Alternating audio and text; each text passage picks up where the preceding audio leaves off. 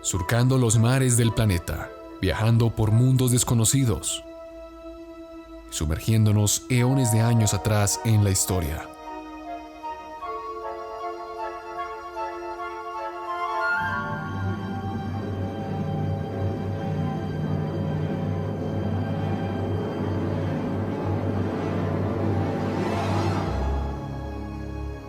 Bienvenido, estás a bordo del Nostromo.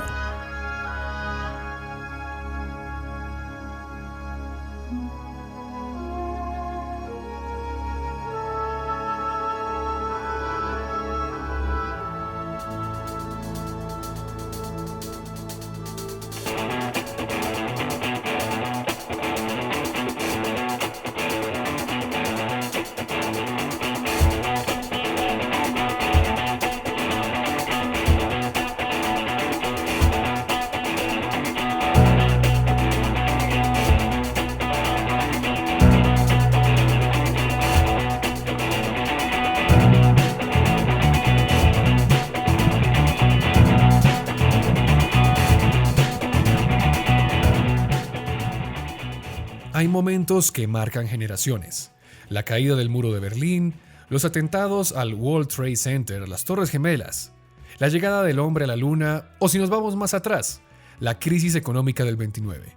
Por ejemplo, un hecho que está marcando generación hoy en día, podemos hablar, es también esta pandemia. Y aunque son muy importantes los que acabo de mencionar, los que vendrán también, hay unos que han sido de suma importancia no solamente para la cultura, sino para la construcción de la ciudad misma. Y uno de los vehículos de cambio durante el siglo XX fue la música. La aparición de tendencias, conciertos y festivales permeó la cultura a nivel internacional de una manera que nunca se había visto antes y que tampoco era posible, debido a que empezamos a hablar acerca de un contexto más global. Y si de festivales musicales hablamos, hay uno que lo supera a todos y cumple como un hecho histórico que marcó una generación entera, que fraccionó un antes y un después en la cultura occidental. Y estamos hablando del Festival de Woodstock, aquel legendario hecho que representó la voz de una generación que estaba cansada de la sociedad en la cual le tocó vivir. Y la forma en la que lo hicieron fue con la música. Para hablar de este singular hecho que trascendió fronteras, culturas y generaciones, me acompaña una amiga, de esas que te da la vida, el periodismo y este tema tan grande que es el podcasting.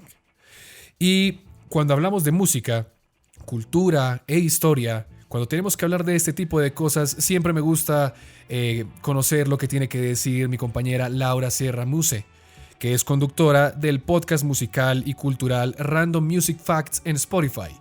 Y es una persona que conoce bastante de esto. Entonces ella nos está acompañando aquí el día de hoy. Laura, bienvenida a bordo del Nostromo. ¿Cómo te encuentras? Muy bien, Juan Manuel, muchísimas gracias por haberme invitado a este programa en el que me emociona muchísimo hablar un poquito de la historia de la música y por supuesto de este festival que marcó como tal la historia de la música y de la cultura. Y es que cuando hablamos de Woodstock hablamos de, como tú dices, una parte bastante importante, no solamente de la historia musical, cultural, no solamente es la base de lo que estamos viendo hoy como movimientos que empezaron la contracultura, sino que también yo creo que, no sé tú, pero a mí me hubiese encantado por lo menos haber escuchado un gran concierto, por lo menos las grandes figuras que se presentaron en ese concierto, ¿no? No sé qué te parece a ti. Sin duda, o sea, yo digo, en verdad hubiera sido fantástico poder ver en vivo a Jimi Hendrix, a Janis Joplin, incluso como tal vivir la experiencia de Woodstock es algo que en verdad uno dice es increíble. Y esa gente en verdad tuvo muchísima suerte de haber participado como tal en este festival. Bueno, y es que siempre lo hemos dicho, la música, el arte y digamos que todas estas expresiones artísticas siempre han movido mucho a la sociedad, a la cultura. Y hoy vamos a darnos cuenta que este festival Woodstock es un festival muy importante no solamente para Estados Unidos, sino para muchas cosas que pasaron. No estamos hablando solamente de lo musical, sino también en la parte social, en la parte cultural, y que supuso, yo creo que una fracción, ¿no? en lo que ha sido un antes y un después en el siglo XX, todo lo que tiene que ver con los derechos humanos, los nuevos movimientos musicales y todo al ritmo del rock and roll y de la psicodelia de aquella época. Entonces, si te parece, Laura, empezamos con el contexto de lo que vamos a ver el día de hoy de lo que fue Woodstock.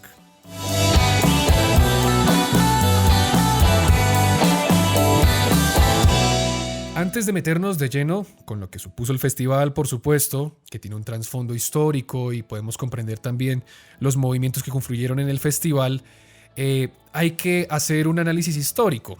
Como siempre lo he dicho, Lau, y como siempre se lo he dicho a todo el mundo, antes de mirar un hecho histórico de manera aislada, hay que mirar su contexto.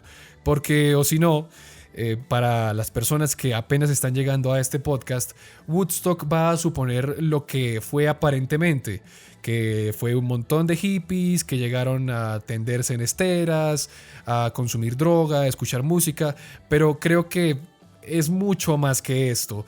Creo que representó mucho más Woodstock que simplemente un concierto al aire libre donde, no sé, compararlo con festivales como hoy en día, como Tomorrowland o algo así. No. Hay muchas cosas más importantes detrás de Woodstock de lo que aparentemente se puede llegar a ver.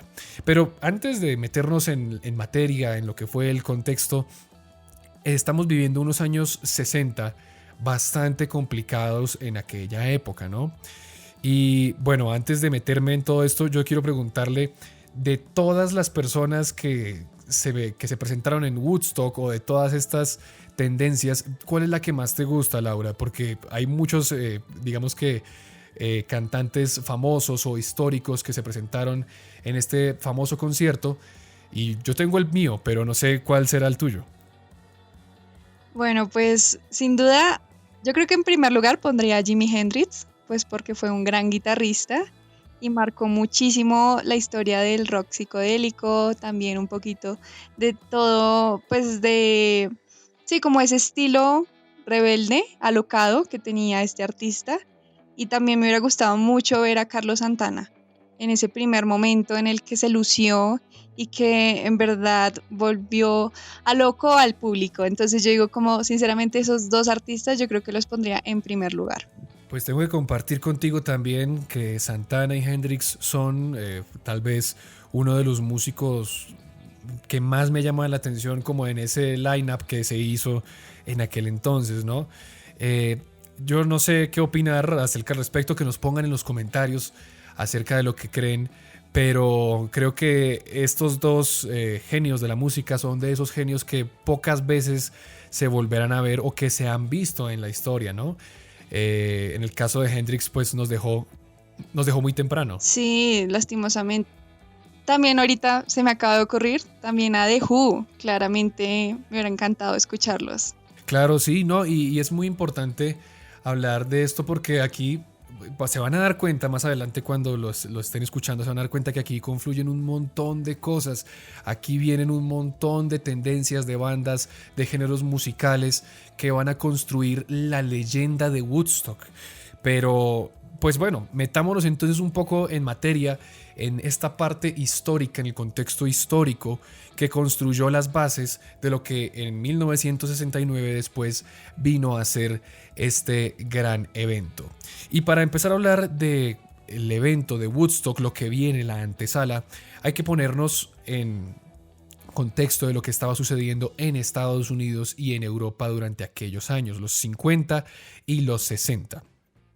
Y para entender Woodstock, para entender el rock and roll, para entender los movimientos hippies, para entender todo este movimiento de amor y paz, hay que ponernos en un movimiento cultural que ocurrió durante estas décadas. Hay algunos que dicen que va desde el 62 hasta el 73 y es la contracultura.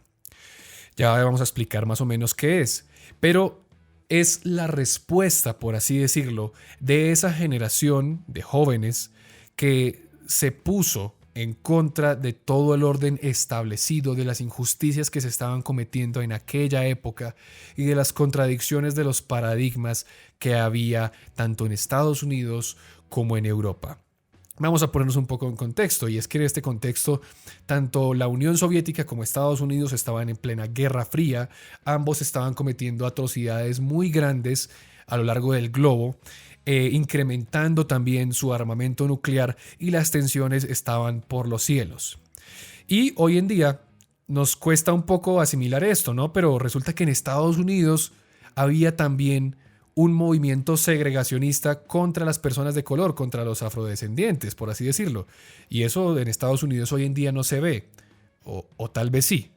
Hay que pensar muy bien cómo es que hemos evolucionado como sociedad desde aquel entonces. Yo siempre he dicho que la historia es cíclica, y hoy estamos viendo cosas muy parecidas acerca de lo que estaba sucediendo en Estados Unidos.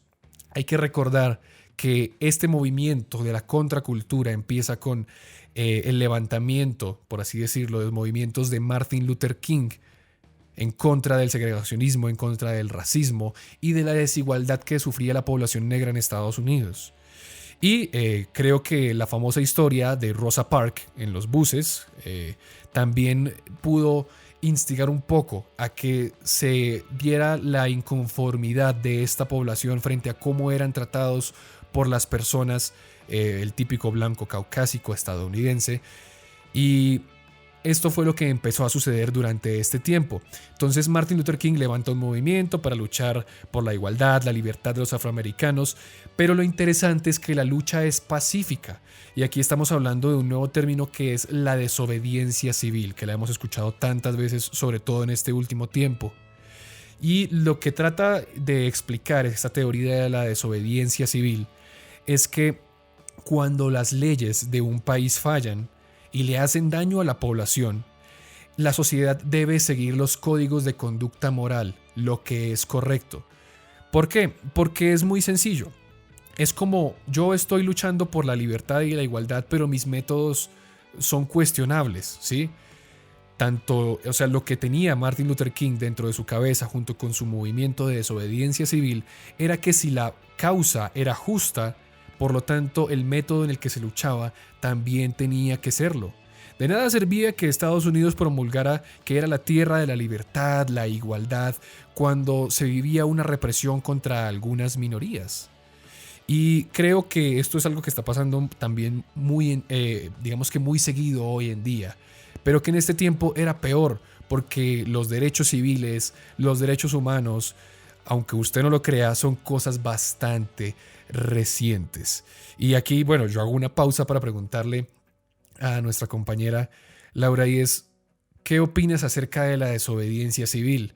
¿Qué opinas acerca de este movimiento de tanto mi lucha como mis métodos deben ser justas? ¿Crees que hoy en día, por ejemplo, también estamos viendo cosas muy parecidas de sectores que están promulgando libertad, igualdad y yo qué sé, hoy en día ver que sus métodos son poco ortodoxos?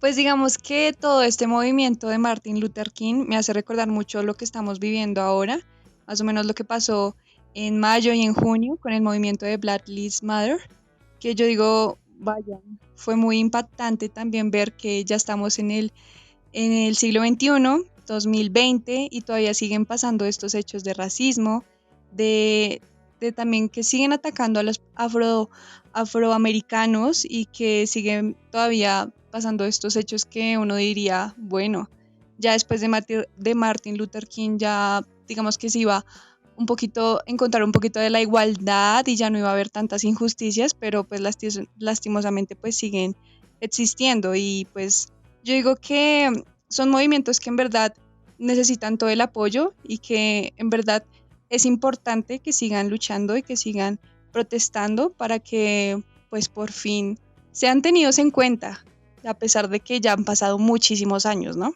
Sí, por supuesto, y yo creo que la situación era bastante complicada en aquel entonces. Creo que la situación también ameritaba que se levantara una persona como Martin Luther King, que peleara por los derechos de estas minorías, porque recordemos que digamos que los afroamericanos no eran los únicos que estaban sufriendo este tipo de atropellos. Pero realmente estos movimientos civiles que se empiezan a dar durante este tiempo es la punta de lanza, ¿no? Los que inician con toda esta lucha.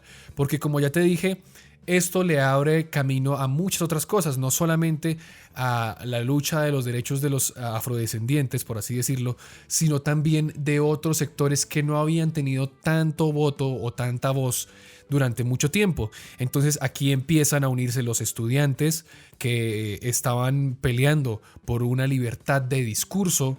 También estaban los movimientos LGBTI, que en aquel entonces estaban, digamos que muy recientes. Los derechos, aquellos que peleaban por los derechos de las mujeres, por la igualdad, por la equidad, y sobre todo también las minorías de latinos, asiáticos, que en aquel entonces estaban siendo reprimidos por las fuerzas del control público estadounidense. Y todo esto, todas estas luchas que empiezan a formarse en un solo movimiento, se le conoce como la contracultura, y es lo que vamos a empezar a ver, que empieza a adueñarse del espectro en la sociedad norteamericana. Y aunque todas estas luchas parezcan un poco diferentes, cada una tenía sus razones, pero todas llegaron a unirse en una sola causa y pudieron tener un éxito muy grande. Y esta causa, por supuesto, fue la Guerra de Vietnam.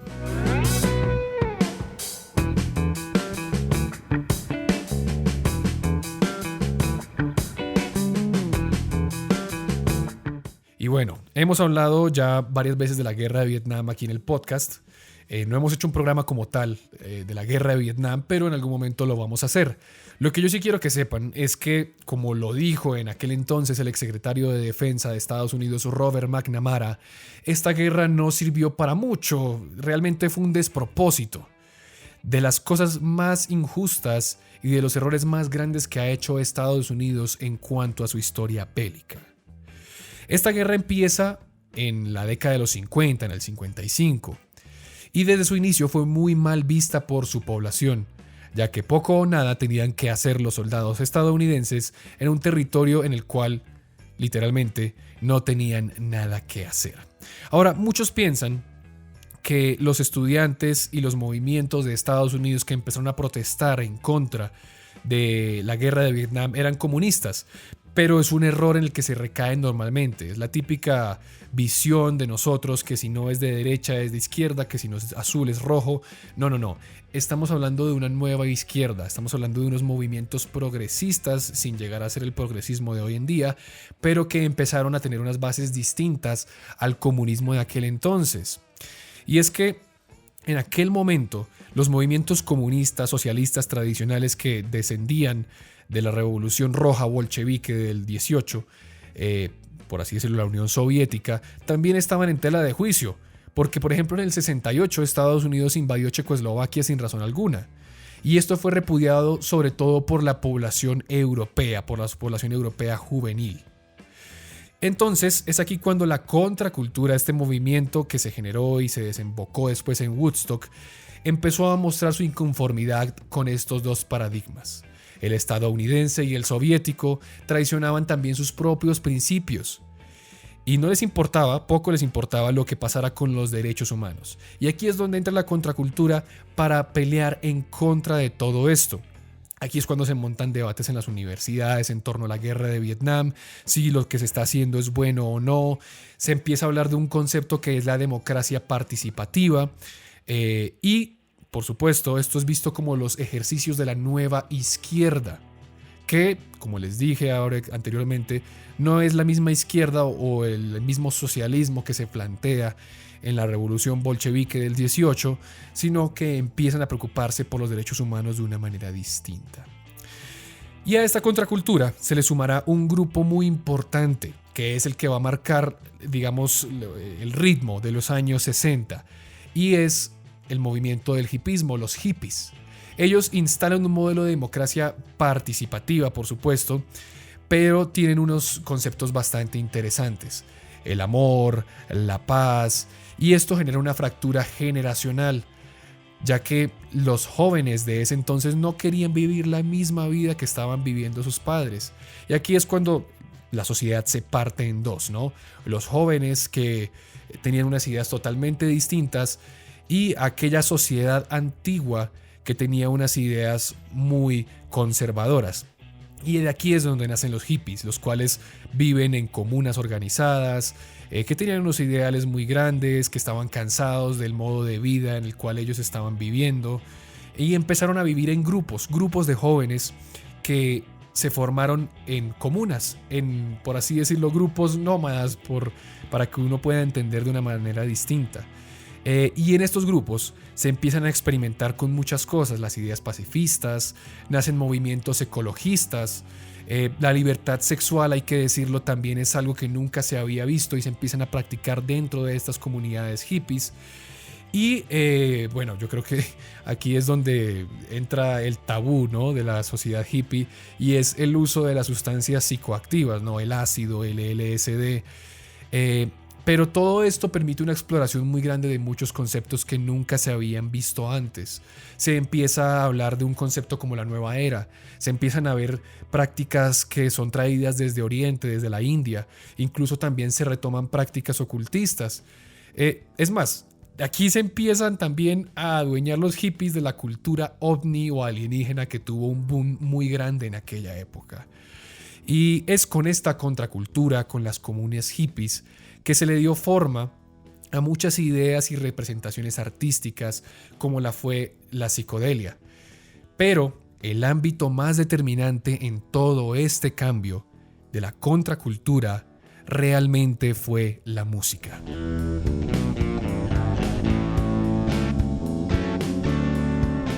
Y la música es un vehículo muy importante en esta época y va a ser muy trascendental para el cambio de la sociedad, porque para los jóvenes de esa época John Lennon va a ser tan importante como Martin Luther King, o por ejemplo Bob Dylan como Malcolm X, el gran líder que lideró muchísimas cosas en también defensa de la población árabe y musulmana en Estados Unidos y la población afroamericana. Y este cambio musical va a ser al ritmo del rock and roll, ese ritmo que representaba todo lo contrario a la sociedad conservadora de Estados Unidos. Es la típica excusa de que el rock and roll es del diablo. ¿Alguna vez, Laura, a ti te dijeron que el rock and roll es del diablo o que tenías que quitar eso de alguna forma porque, yo qué sé, eran simplemente gente gritando sin ningún sentido? Lo escuché más, digámoslo así, como por el reggaetón, porque más de nuestra generación, pero pues también porque salí de un colegio femenino, católico, supongo que eso también, las monjitas decían, no, Laura, no escuchen eso porque eso es del demonio. Entonces supongo que también me siento identificada un poco con los jóvenes de esa época, con el rock, incluso mucho tiempo atrás también muchos géneros musicales también siempre fueron como llevados como para ese tipo de lo prohibido. Entonces supongo que es algo como de que pasa siempre en cada generación, supongo yo. Justamente cuando estabas hablando sobre todo lo del rock y la influencia que este movimiento tuvo en la generación y en esta época, me hizo acordar muchísimo del álbum de los Beatles, de Sgt. Pepper's Lonely Hearts Club Band, que en verdad tuvo una gran influencia en la música y también en esa población, en esa juventud hippie. Y hay una canción que en verdad marca muchísimo todo lo que estaba pasando en la época, y es She's Leaving Home. Una canción que desde la perspectiva de los padres muestra cómo ellos veían que sus hijos se alejaban de lo que ellos en un primer lugar querían para ellos, que era un futuro muy diferente, ¿no? Y esta vez es como ver cómo los hijos se alejan de ellos y ver cómo los padres ya no pueden hacer nada más, pues porque ya sus hijos se van y pues es algo que ya pasaba de la época. Muchos hijos abandonaron a sus padres, decidieron unirse a estos grupos hippies y pues en realidad me parece un álbum muy importante y una canción muy recomendada para justamente lo que estábamos hablando. Sí, bastante recomendada, diría yo. Es una portada también muy enigmática. Ahí se ven bastantes figuras interesantes que ayudan a formar un poco lo que fue esa contracultura. Me gusta que aparezcan figuras como Edgar Allan Poe, pero la más emblemática, diría yo, de todas estas, hay muchas, pero la más emblemática, o más que digo misteriosa, emblemática no, misteriosa, es la de Aleister Crowley, que prácticamente es el padre del satanismo moderno. De ahí también se cogieron los distintos grupos cristianos para decir que los Beatles eran del diablo, ¿no? Todo Sí. eso, además sumado de la famosa frase de John Lennon. Bueno, ya sabemos que el rock and roll y todas sus tendencias siempre han estado asociados a esto. Pero básicamente el rock es la música del inconformismo, de los sentimientos encontrados en contra de lo que los padres querían que fuesen las personas, sus hijos. Entonces vemos que los hippies dicen: padre, yo no quiero llenar el vacío que tú nunca pudiste tener, o yo no quiero convertirme en lo que tú quieres que yo sea, sino yo quiero seguir mi propio camino. Y eso fue lo que empezaron a hacer en distintos movimientos, en distintas comunas, los hippies, ¿no? Y todo esto, todo este movimiento de contracultura, de la juventud cansada de la guerra, del racismo y de la desigualdad, va a confluir en un solo lugar. Y en 1969 nace la idea de Woodstock, de un festival, un concierto, que, como diría la historiadora colombiana Diana Uribe, que fuese un manifiesto, que no fuese un simplemente concierto o festival, sino un manifiesto en el cual se juntaran todas estas inconformidades, donde se pudiera transmitir lo que es la contracultura, lo que eran los movimientos hippies, y que fuese un lugar donde se promulgara el amor y la paz. Y es así como nace la idea de este festival de tres productores, Michael Lang, Artie Cornfield y Joe Roseman, para hacer un festival el cual pudiese recaudar algunos recursos para un estudio de grabación, para grabar figuras como Bob Dylan, por ejemplo. Pero pues igualmente para esto necesitaban recursos. Y la idea surge en hacer un festival. Todavía no se sabían quiénes iban a estar invitados, quiénes iban a presentarse o cómo iba a hacerse o el formato, pero se sabía que lo iban a hacer para recaudar los fondos. Pero el que le da la forma, por así decirlo, la idea orgánica de lo cultural al festival de Woodstock es un señor que se llama Abbie Hoffman, o bueno, se llamó Abbie Hoffman, que fue un activista muy importante en la historia de Estados Unidos.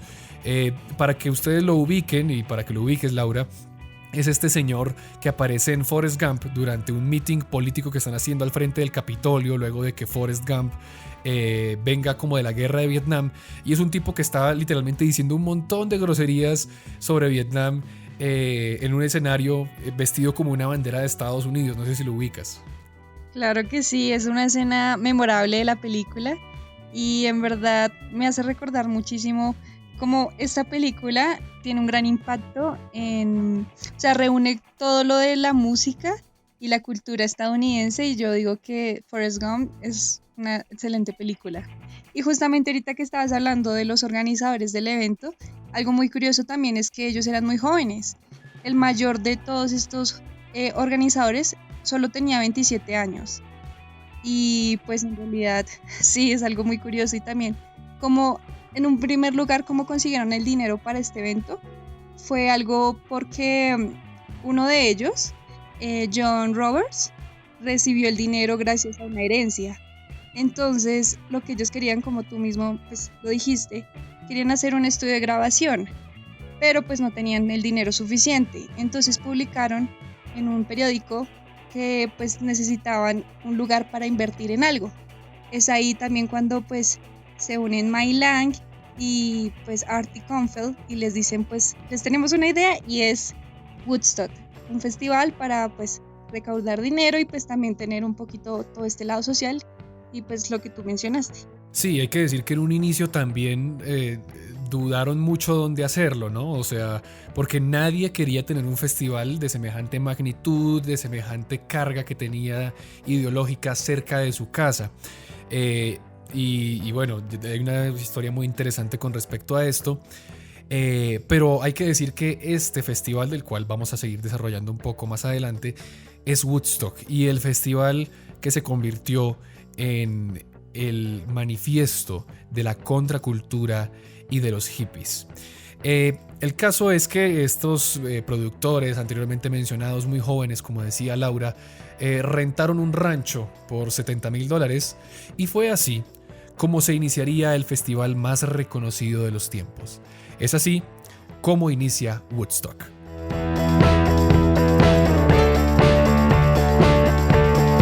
Bueno, y ya metiéndonos en materia de lo que fue Woodstock, Para eso viene a hablarnos un poco Laura, que sabe un poco más acerca de este ámbito, ¿no? Yo puedo hablar muchísimo acerca del contexto, de la historia, de la política, de muchas cosas, pero siempre he creído que cuando uno no tiene mucho conocimiento de algo, hay gente que sí. Y bueno, Laura el día de hoy nos trae un poco acerca del desarrollo de cómo fue Woodstock, qué significó, o mejor dicho, cuáles fueron los momentos, los artistas, mejor dicho, métenos un poco en contexto, o como si estuviésemos ahí esos 3 días de amor y paz, por así decirlo. Bueno, pues les quiero contar que en Woodstock pasaron muchísimas cosas, pero pues obviamente los protagonistas de este festival fueron los artistas. En total tocaron 32 artistas que, pues como lo habíamos mencionado en un principio, fueron los más top, y entre esos estuvo Jimi Hendrix, Janis Joplin, Jefferson Airplane, la banda de Santana, liderada por el entonces joven de 22 años Carlos Santana, The Who y otras grandes agrupaciones. Pues como decíamos en un principio, este festival juntó todo lo que significó la juventud hippie. Habían drogas, sexo, alcohol, y pues siempre estuvo muy presente todo este entorno pacífico y del amor. Pero también algo muy curioso es que el alcohol y las drogas fue algo que hizo que se complicara un poquito la organización del evento. De hecho, el evento empezó con 1 hora de retraso, ya que muchos de los artistas estaban en condiciones muy desfavorables, estaban muy drogados y no podían salir al escenario. Eso es algo que uno dice como, wow, en este momento se vería algo muy, muy curioso, pero pues bueno, en ese momento pasó. Y el que se encargó de salir en primer lugar fue Richie Havens, que pues él fue el que abrió con las canciones del primer día, y tuvo un momento muy importante y fue con su canción Freedom. Esta canción en sí trata mucho también de la cultura hippie y de la juventud, y pues mostraba como ese reflejo de la gente y pues sí, como de esa juventud que estaba cansada de lo que estaba pasando justamente en Vietnam. No sé si tú alguna vez habías escuchado de Richie Havens. Pues mira que nunca lo he escuchado. Hay varios artistas que he escuchado digamos que por así decirlo, de la lista o del cartel de Woodstock, pero Richie Havens no lo ubico. Sin embargo, de todas formas, bueno, aquí también se hacen bastantes recomendaciones musicales para que después le echemos como un vistazo, o mejor dicho, lo escuchemos durante un momentico, porque hay que decirlo, la gran mayoría de estas canciones son cartas, ¿sí?, de inconformidad o de registros históricos, por así decirlo, de lo que pasó en aquel entonces, y me imagino que esta canción que tú dices de Richie Havens sucede igual. Sí, pues es también un cantante muy de lo que conocemos como el género de la protesta. Entonces pues claramente venía mucho con la época. Entonces pues fue el primer artista que se presentó, y pues fue el que inauguró el festival de una manera muy significativa, pues con su canción Freedom. Pero también, como decía en un principio, también una de las bandas que sorprendió muchísimo fue la de Santana, que de hecho Santana en ese momento no era aún muy conocida. Es una banda pues que venían de San Francisco, tenían muchísimo todo el tema de la psicodelia, tenían también algo muy importante, tenían los polirritmos latinos y también combinados con africanos, fusionados con el blues y el rock. Ellos en realidad pues eran una banda completamente desconocida y fueron invitados gracias a su representante, que es Bill Graham. Él era uno de los agentes más importantes de la época y fue el que les invitó a participar, y pues fue sin duda la mejor decisión que pudieron tomar, ya que Santana en ese momento pues se logró consolidar gracias a su presentación. Pues como decíamos en un principio, también Santana era un joven de 22 años, claramente influenciado un poco con todo el tema de las drogas, y él se subió al escenario completamente drogado, algo pues, pues también muy de la época, pero pues un poco increíble que pudiera tocar de una manera que dejó muy impactado al público. De hecho, la gente recuerda mucho la presentación de Santana porque combinó mucho todo el tema de la percusión con todos los temas de la guitarra, y pues obviamente él tocó de una manera muy precisa y ágil.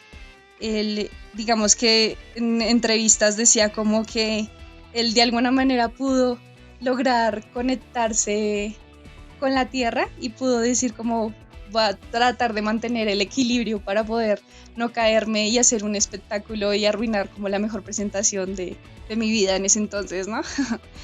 Sí, es muy normal. Tú dices que es muy normal y yo pienso que, por ejemplo, ya que estamos hablando de Santana, una canción tan psicodélica como Black Magic Woman de Santana, yo creo que uno tiene que pasar por ciertos estados digamos que un poco psicotrópicos para poder escribir de esa forma. Me parece que es un tremendo artista, un tremendo guitarrista.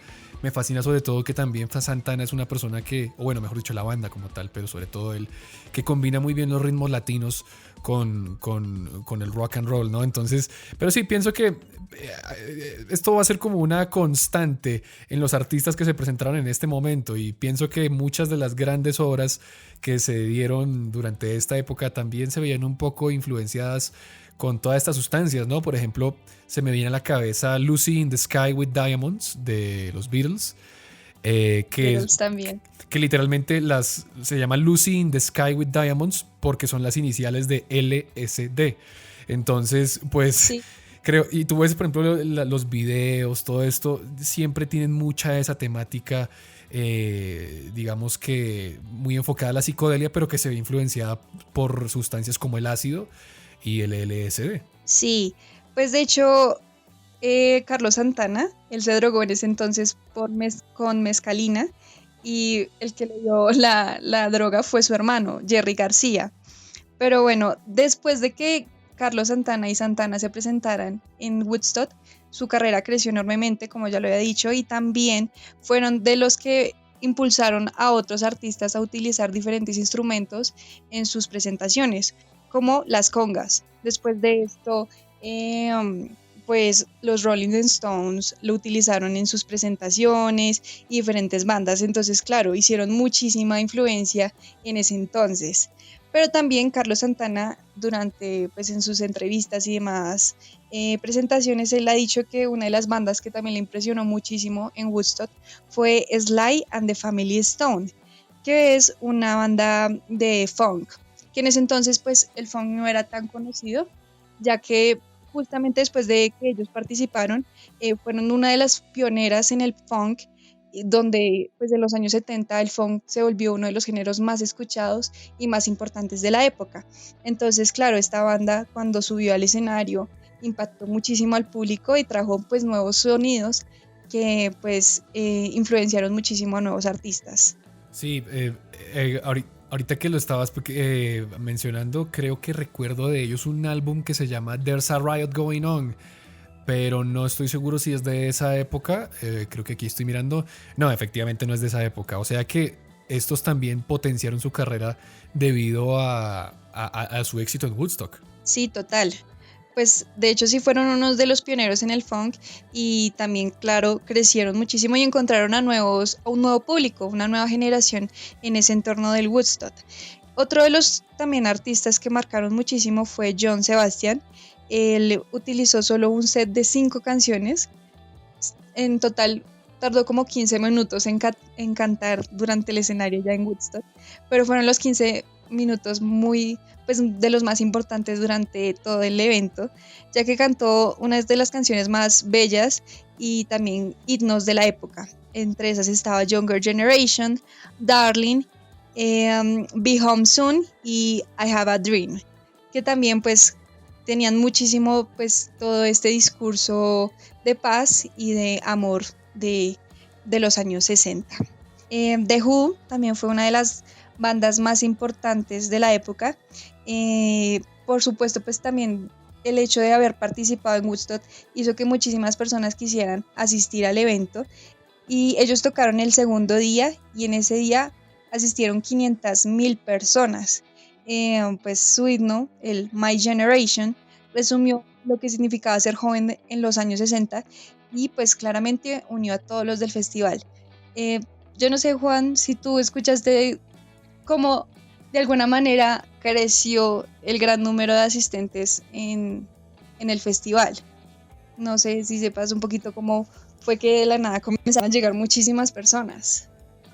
Bueno, antes de contestarte la pregunta, ahorita que estabas hablando de The Who, también me acuerdo que durante la presentación de esta legendaria e icónica banda, eh, al escenario se subió Abby Hoffman, ¿no? El señor del que estábamos hablando ahorita, el activista.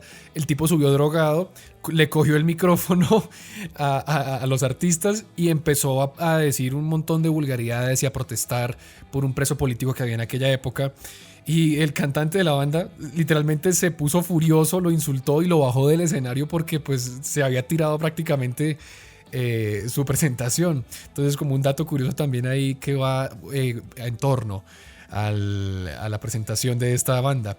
Pero no, he escuchado que la capacidad era para cierto tipo o para cierto número de personas, pero que efectivamente de un momento a otro empezaron a llegar más y más y más y se les salió de las manos en cierta forma a los, por así decirlo, a los organizadores, pero no estoy muy seguro cuál sea la causa de todo eso. Digámoslo que en un principio ellos esperaban más o menos como 200.000 personas en el evento, pero pues al final fueron 500.000. También fue mucho por el voz a voz y también una de las cosas por las que ellos también tuvieron muchas pérdidas en Woodstock fue porque al final el evento fue completamente gratis. De hecho, en un principio las boletas iban a costar los 3 días $18, pero resulta que antes de que empezara el evento, muchísimas personas decidieron acampar digamos que al alrededor de la granja donde se iba a realizar y pues digamos que ellos en ese momento habían puesto todas las vallas de seguridad. Entonces claramente muchísima gente entró al show completamente gratis y ya era muy difícil pedirles, pues cobrarles el dinero, pues porque ya estaban adentro y pues es algo como que al final por eso que les trajo muchísimas pérdidas a ellos.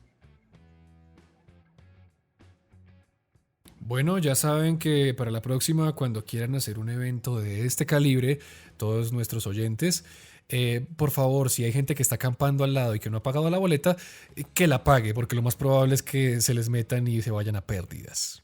No, sí. Pero bueno, estábamos hablando un poquito de los artistas y claramente una de las presentaciones más importantes fue la de Jimi Hendrix, la cual duró aproximadamente 1 hora y de hecho es la presentación más larga que tuvo Jimi Hendrix en toda su carrera musical. Eh, um, de hecho, él fue uno de los artistas que cerró el evento y esto fue gracias a que el manager insistió de que era la única forma, digamos, que iba a participar Jimmy en Woodstock.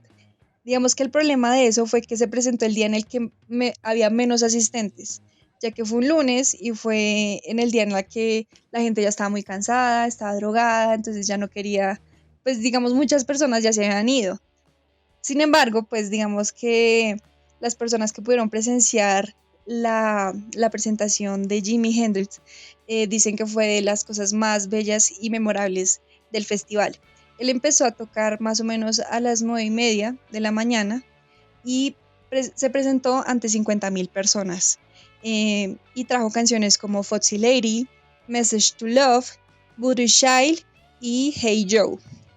Pero una de las canciones que fue más importante en su presentación fue The Star Spangled Banner, la que fue escrita por un crítico de rock del New York Post como el gran momento de los 60. Y esta fue bastante impactante, pues hubo un momento en el que él decidió tocar una versión del himno de los Estados Unidos solo con su guitarra. Y pues muchos de ellos, pues de los asistentes y también de muchos críticos, asociaron esto como una protesta en contra de lo que pasaba con la guerra de Vietnam. Entonces, sin duda es una de las partes más icónicas de Woodstock. Icónicas con un ser que fue bastante icónico, ¿no? Hay muchos que dicen que Jimi Hendrix fue el mejor guitarrista de la historia. Digamos que yo opino cosas distintas, pero revistas como Rolling Stones, publicaciones como el New York Post, siempre lo han dicho. Eh, Lástima que nos dejó tan temprano como muchas otras grandes leyendas, pero bueno, se pueden escuchar su música. Y oye, me voy a ver este momento por internet porque me imagino que se podrá encontrar también la grabación de este momento en Woodstock. Sí, También algo importante de este festival es que hicieron un documental que de hecho fue ganador de los premios Oscar a mejor documental en los años 70 y pues reúne básicamente todo lo que pasó en Woodstock, se los recomiendo.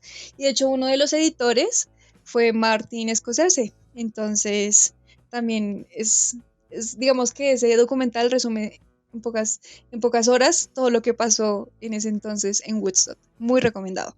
Bueno, recomendaciones buenas que nos siguen haciendo, pero continúa por supuesto con el resto de cosas. Yo aquí interrumpiéndote, perdóname Laura. Continúa con las cosas que estábamos hablando acerca del festival, ¿no? Sí, pues también ahorita que estábamos hablando un poco de la guerra de Vietnam, otro artista que también cantó y habló de esto fue Country Joe McDonald, que él cantó una canción que se llamó I Feel Like I'm Fixing to Die Iraq ante 300.000 personas. Entonces también fue un momento muy, muy bello. Pero también algo que les quería traer es artistas que se perdieron este icónico momento de Woodstock. Digamos que uno de los artistas que más esperaba todo el público, sin duda, era Bob Dylan.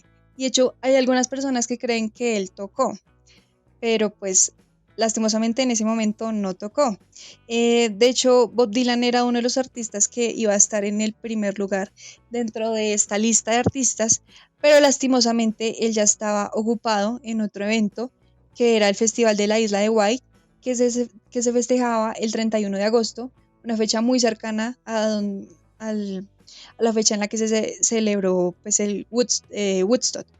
Entonces, pues él pues se negó también a participar y también hay algunos rumores que dicen que él se negó a participar porque ya estaba cansado del acoso que le habían hecho un gran número de hippies durante su tiempo de retiro debido a un accidente de motos.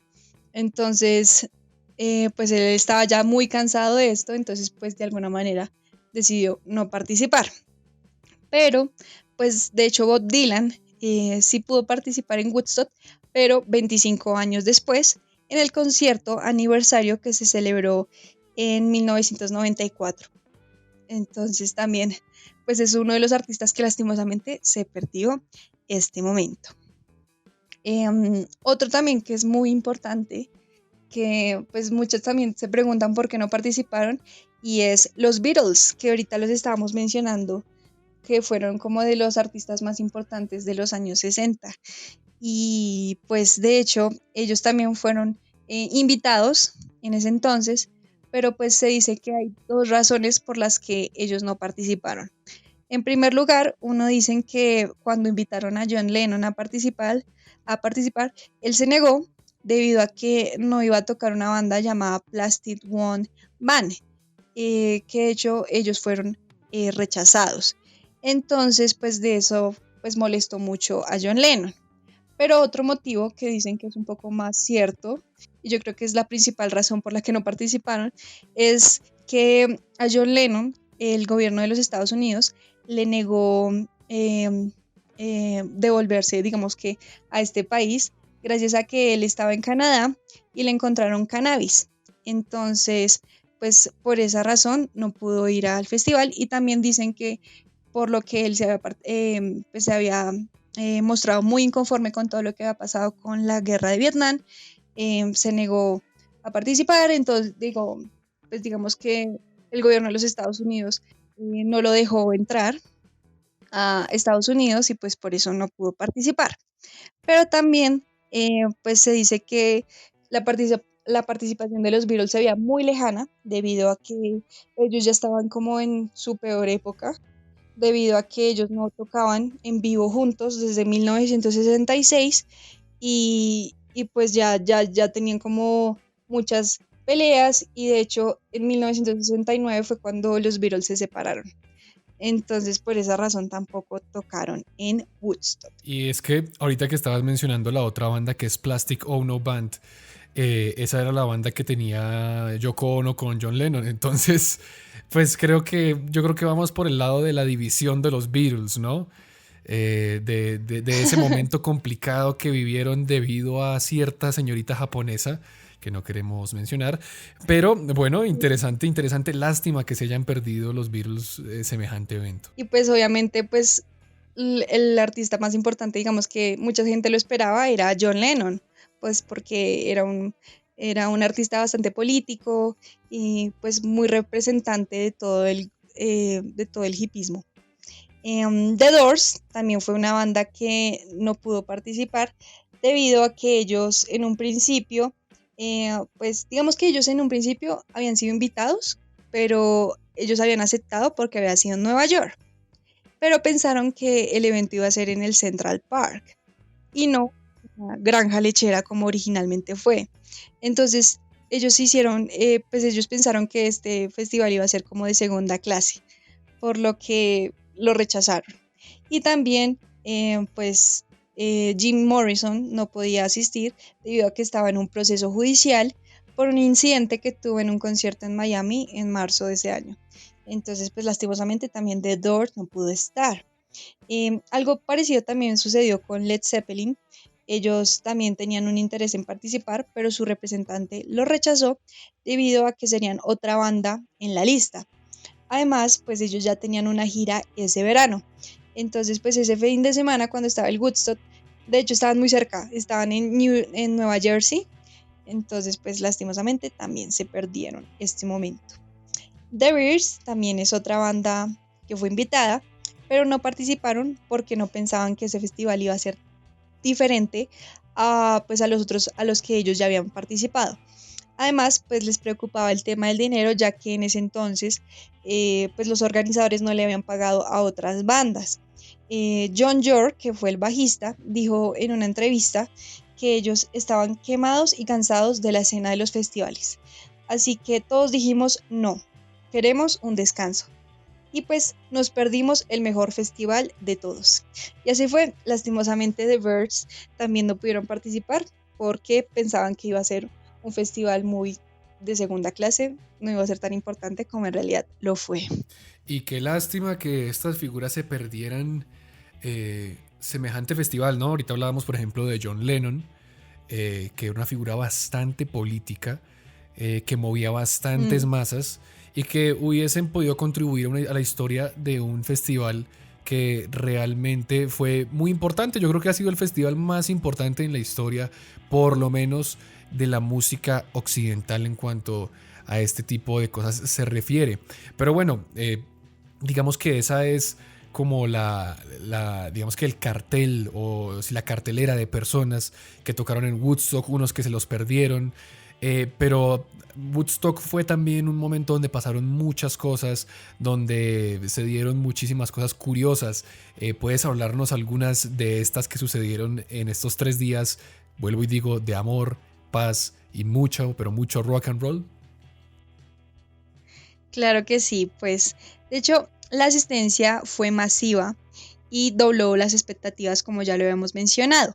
Esto hizo que muchas carreteras se bloquearan y por eso todos los artistas de hecho, fueron trasladados en helicóptero y con pistas de aterrizaje completamente improvisadas.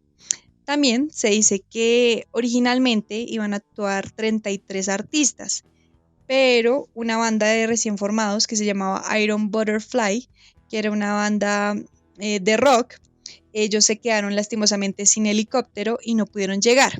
Pero también muchos rumores dicen que en realidad ellos se pelearon en el aeropuerto y por eso no pudieron asistir. También, hablando un poquito de las bandas, los ingleses de Jeff Beck Group, eh, donde estaban conformados por Rod Stewart y Ronnie Wood, ellos también iban a participar, pero se pelearon justo antes del festival y por eso tampoco pudieron participar. También Sweetwater, que era una banda de rock psicodélico, ellos iban a tocar en quinto lugar, pero este es uno de los momentos más icónicos y también muy hippies de la época, digo yo, porque resulta que cuando ellos iban a tocar, pues también estaban como no estaban en las condiciones para tocar. Entonces, por eso, para que la multitud se entretuviera y pues no perdieran todo el tiempo, uno de los agricultores de la finca decidió subirse al escenario y les decidió enseñar a la audiencia unos ejercicios de yoga. Entonces, por eso también, pues, Sweetwater tampoco pues, pudo tocar a tiempo, por lo que tuvieron que entretenerlos con el yoga. Eso hoy en día no pasa, y si pasara sería una falta de respeto, por así decirlo. Claro, que una banda no se acercara al escenario, pues sería lo peor. Pero pues bueno, la gente se entretuvo muchísimo con el yoga. Otro de los artistas que también estaba muy drogado fue Tim Harding, y de hecho él solo tocó 2 canciones. Entonces, pues otro también de los que muy poquito participó en Woodstock, pero participó. Em, También algo muy curioso es que dentro del festival casi perdemos a 2 grandes artistas, que eran Janis Joplin y Grace Slick, quienes pues ellas estaban en el escenario, pero una parte lateral de este se rompió. Entonces pues casi se caen y pues pasa lo peor. Pero pues afortunadamente salieron ilesas y no hubo gran problema. Y ya, pues ya hablando un poquito de los asistentes, les quiero contar que 9 de cada 10 asistentes del festival fumaron marihuana, y en total 33 fueron detenidos por consumir drogas, según los servicios sanitarios de ese entonces. Entonces, por lo mismo mucha gente, yo creo que tampoco recordó lo que pasó dentro de Woodstock, pues ya que muchos estaban como en las condiciones no tan favorables para el concierto.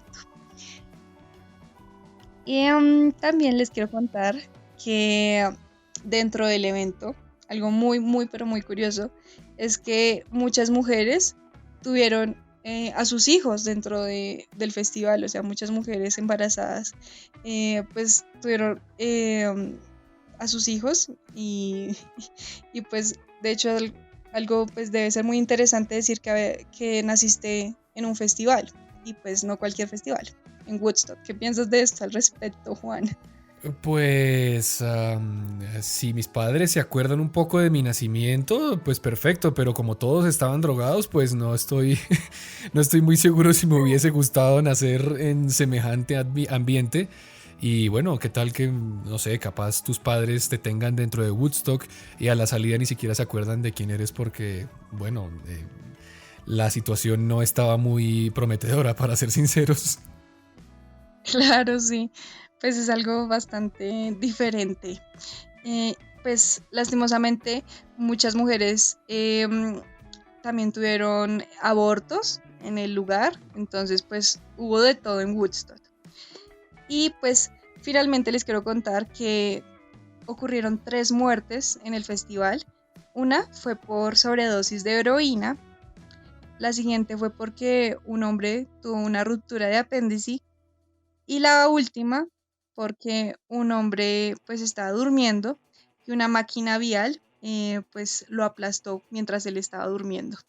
Entonces pues son muertes que dejó este festival, pero sinceramente yo pensé que al ser un evento muy grande iban a ocurrir más eventos, digamos que sí, desfavorables, pero pues digamos que favorablemente no ocurrieron tantos desastres, y por eso Woodstock también es uno de los festivales que la gente recuerda como de un evento muy pacífico, y en el que pues se vieron momentos muy memorables y pues muy bonitos, ¿no?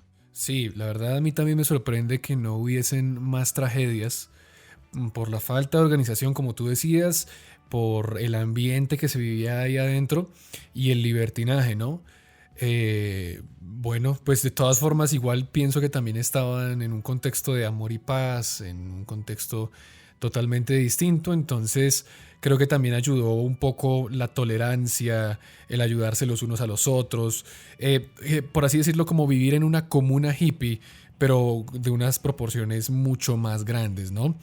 Y bueno, se acaba Woodstock, terminan los 3 días. ¿Y qué queda después de todo esto? ¿Cuál es la influencia? ¿Cuál es el legado que nos deja Woodstock para todos nosotros?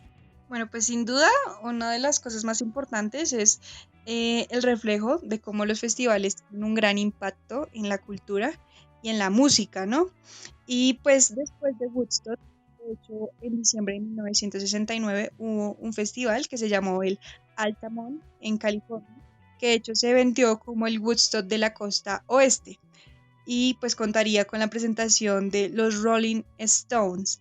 Pero pues desafortunadamente este festival fue todo lo contrario a lo que fue Woodstock, que fue paz, amor y pues mucho rock and roll. Este festival pues resultó en realidad siendo muy violento. Y esto porque en principal motivo fue que ellos trajeron de las personas de seguridad, los que se encargaron de esto fueron los ángeles del infierno. Y ellos eran pues un grupo de jóvenes anarquistas que eran bastante agresivos y usaban la violencia para controlar pues, a los asistentes. Y uno de los artistas que tocó, que también fue Jefferson Airplane, uno de los miembros de la banda resultó herido, de hecho, por este grupo de seguridad. Y también uno de los momentos más, digamos que terribles que pasó en el momento fue cuando tocaron los Rolling Stones, porque un hombre negro se subió al escenario y estaba armado. Pero pues estos señores, los ángeles del infierno, lo atraparon y sin embargo pues él intentó defenderse con su revólver, pero finalmente estos señores lo apuñalaron y murió. Entonces digamos que este fue un festival que tenía pues las mejores intenciones, pero pues dejó consecuencias bastante desfavorables y muy tristes. Pero ya hablando un poquito de otras influencias que dejó Woodstock, fue uno que, pues un festival ya muy cercano, y hecho en Colombia tuvimos un Woodstock, no sé si lo sabías, Juan, pero este festival que se llamó el Festival de Ancón se celebró en la Estrella Antioquia y fue en 1971. Fue uno de los festivales más importantes que tuvo Colombia y también donde se reunieron muchos hippies colombianos, no sé si lo habías escuchado. No, no lo había escuchado. Y bueno, como decía yo prácticamente ahorita más temprano en el programa, es que este movimiento fue un movimiento mundial, ¿no? Entonces de raro no hay nada que quisieran hacer las réplicas de Woodstock en distintas partes. Es más, pónganos en los comentarios de este video si en su país hay un antecedente de algo muy parecido a una copia de Woodstock durante esta época. La verdad sería bastante interesante conocerlo. Yo he escuchado que en Perú también hubo un Woodstock, pero pues si hay alguien de Perú que quiera contarnos un poco de esto, sería muy chévere. Y sería muy entretenido que nos contaran un poquito en esto en los comentarios. Y ya, pues para finalizar, otro de los, pues digamos que eventos que dejó Woodstock como que influenció mucho fue Live Aid en 1985, que pues este, aunque en un primer lugar no tenía como, digamos que eh, las mismas bases que Woodstock, sí tenía como ese lado muy humanitario y muy, digamos que filántropo de Woodstock. Y este concierto se hizo también para recaudar fondos en beneficio de los países de África Oriental. Entonces también este evento fue muy parecido a Woodstock, trajo a grandes artistas como The Queen, Elton John, Paul McCartney. Entonces fue digamos que otro, digamos que muchas personas le dicen como el segundo Woodstock y sin duda lo fue. Fue uno de los conciertos más importantes y también que hizo crecer a muchas bandas. Entonces, sin duda, Woodstock fue una influencia muy grande para diferentes eventos. Los festivales fueron, ya no se podían comparar después de Woodstock, pero digamos que el objetivo, yo creo que de casi todos los festivales de música es llegar a ser tan icónico como lo fue Woodstock y también representar toda ese, digamos que ese lado también muy político que tiene la música, ¿no? Y de representar también que la música tiene mucho poder y mucha influencia en las generaciones y en la sociedad, ¿no? Sí, creo que esa es la enseñanza que queda de todo esto, o la conclusión, digamos, más importante, y es que la música unió todo lo que no pudo unir las diferencias raciales, diferencias ideológicas, diferencias de pensamiento de toda esta contracultura. Y Woodstock es la representación de esto, es el manifiesto de lo que fue la contracultura de una generación que no estaba conforme con lo que estaba sucediendo en el mundo. Es que no hay que olvidarnos que estamos viviendo en esa época un contexto de guerra fría, un contexto donde se metieron en diferentes países, se metieron en Colombia, se metieron en México, en Argentina, en Perú, en Brasil, en varios países del Asia.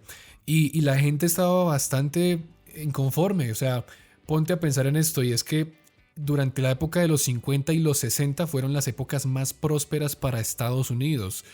Y siendo tú un joven con mucho dinero, con una buena familia, una buena educación, en una época muy próspera, de hecho la más próspera, como te acabo de decir, de Estados Unidos, y que te manden a pelear a otro continente, a otro lado, simplemente por unos ideales que no corresponden con los tuyos.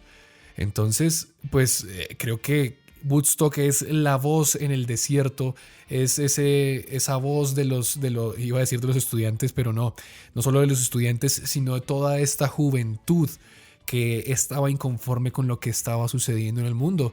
Y qué mejor manera de hacerlo que con la música, por supuesto. Uno podrá estar o no de acuerdo con, por ejemplo, el uso de sustancias psicoactivas o con el estado de muchas de estas personas, pero lo cierto es que fue un movimiento o personas que le apuntaron a algo distinto en un tiempo que era bastante complicado. Sí, totalmente. Yo digo que Woodstock por eso es tan importante y por eso marcó a toda una generación y mostró todo el valor que tiene la música en el mundo, sin duda. Sin duda alguna. Y bueno, esto ha sido todo por el día de hoy, por el programa del día de hoy, por supuesto, hablando de este icónico festival de música que ha trascendido sobre todo el tiempo, el espacio, las fronteras, y mucha gente se puede sentir identificada con lo que hablamos el día de hoy. Pero bueno, hoy, como les dije, tenemos una invitada muy especial, Laura Sierra, que tiene un programa nuevo, un nuevo proyecto que me parece bastante importante resaltarlo. Se los recomiendo bastante si a ustedes les gusta la cultura, la música, el trasfondo histórico, si les gustan los datos curiosos, pues están súper invitados a visitar en Spotify el programa, que lo dejaré en la descripción de este video. Y es Random Music Facts. ¿Puedes contarnos un poco acerca de qué podemos encontrar en este programa, Laura, para que le hagas una invitación a los oyentes? Ay, muchísimas gracias, Juan, por esa introducción. Y sí, pues los invito a que me sigan en mis redes sociales. Me encuentran como @random music facts, con solo una M después de random. En este podcast que lo he dedicado completamente a la música, en el que les cuento diferentes momentos curiosos sobre la música y de cómo esta también impacta muchísimo a la cultura, a nuestra sociedad. Entonces ya pueden encontrar mis 3 episodios que ya he publicado en Spotify, en Anchor, y también pues obviamente me pueden encontrar en Instagram y en Twitter. Entonces pues sí, los invito, cada viernes estaré subiendo un episodio en el que les contaré pues de diferentes historias y cosas curiosas sobre la música. Entonces espero que me puedan encontrar y pues les guste muchísimo todo el contenido que estoy subiendo. Bueno, ya saben, si ustedes quieren saber de música y una persona que sepa bastante de música, están súper invitados a estar conectados con Random Music Facts en Spotify, en Anchor y en las distintas plataformas. Laura, gracias por venir, como te he dicho, gracias por hacer parte hoy de la tripulación del Nostromo. Eres una de las personas que conozco que sabe más de música, más de las curiosidades, de la historia y de todas estas tendencias culturales, y ten por seguro que en un futuro los micrófonos de esta nave, de esta tripulación del Nostromo, van a estar siempre abiertos para ti. Ay, muchísimas gracias, Juan.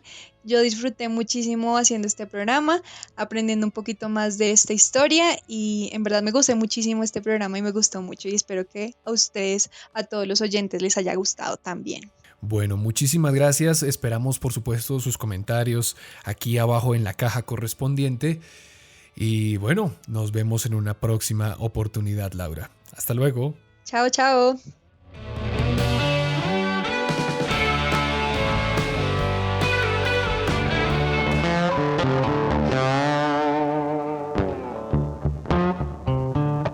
Y así llegamos al final de este especial, el especial de Woodstock, un poco más largo de lo común, pero precisamente porque es un especial es que lo hacemos un poco más extenso. Por ahora vamos a leer los comentarios que nos dejaron en el episodio pasado acerca de la historia de los kurdos.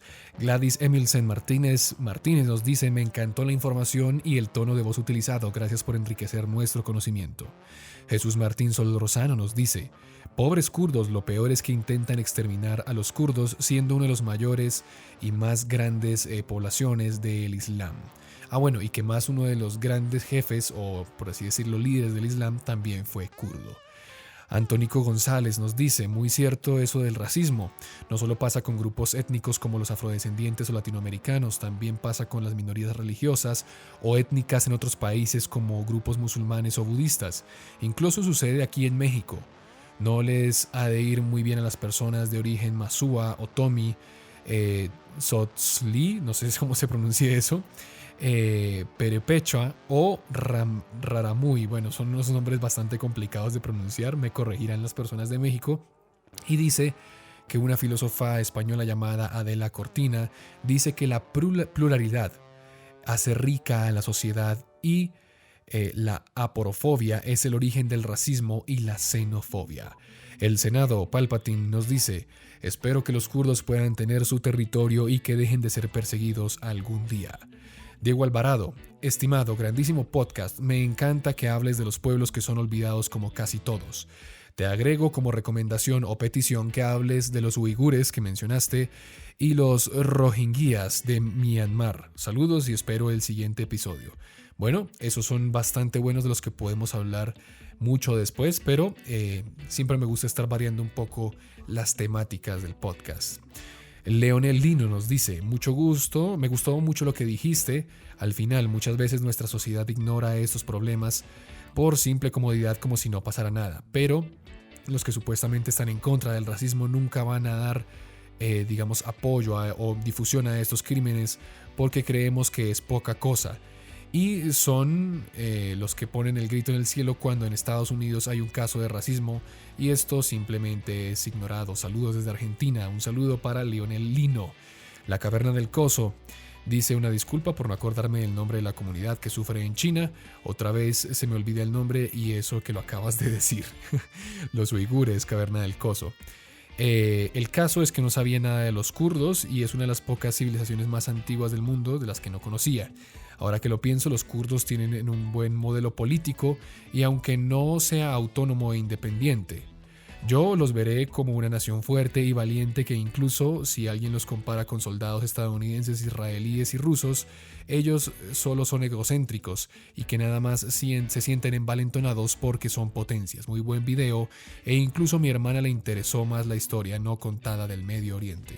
Por cierto, a todos los 10.000 suscriptores del canal del Nostromo, no sé hasta ahora en el video cuántos se suscribieron a tu canal. Únanse a Discord para que podamos hablar de historia y debatir sobre las decisiones que cambiaron la historia en sí. Así es, únanse a nuestro servidor de Discord que estará abajo en la descripción.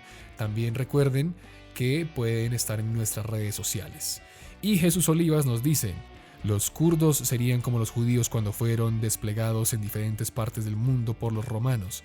Me extraña mucho que por qué Saladino no hizo un estado kurdo siendo que él era uno, igual que muchos líderes kurdos cuando tenían el poder. Espero que los kurdos tengan autonomía que tanto han deseado. Bueno, Jesús, la razón por la que Saladino no hizo un estado kurdo como tal es porque él vivió en la época de los imperios de califatos de Medio Oriente, del imperio árabe. Uno en ese entonces podía, declarar el califato o declarar la ciudad-estado, pero era muy difícil ya que no existía algo así como una región o como un estado kurdo. Por lo tanto, digamos que como sultán, él tenía que, como califa, como califa él tenía que responder a toda la población árabe y no solo la kurda, entonces era muy complicado que eso sucediera. Ya para terminar, les recuerdo que pueden suscribirse a nuestro canal. También, como dijo la Caverna del Coso, entren al canal de Discord y que así podamos hablar un poco de historia. Ustedes también puedan interactuar, decirnos qué quieren que hablemos, qué no quieren que hablemos y qué les parecen los temas que hemos tratado en el canal. También recuerden suscribirse a el podcast de Laura, ¿no? Random Music Facts, con el que estuvimos el día de hoy, y que puedan estar siempre conectados escuchando mucha música y sobre todo también aprendiendo de historia. En Instagram aparecemos como @nostromocast y en Facebook como A Bordo del Nostromo. Yo me despido por ahora y nos vemos en una próxima oportunidad, tripulación, aquí a bordo del Nostromo.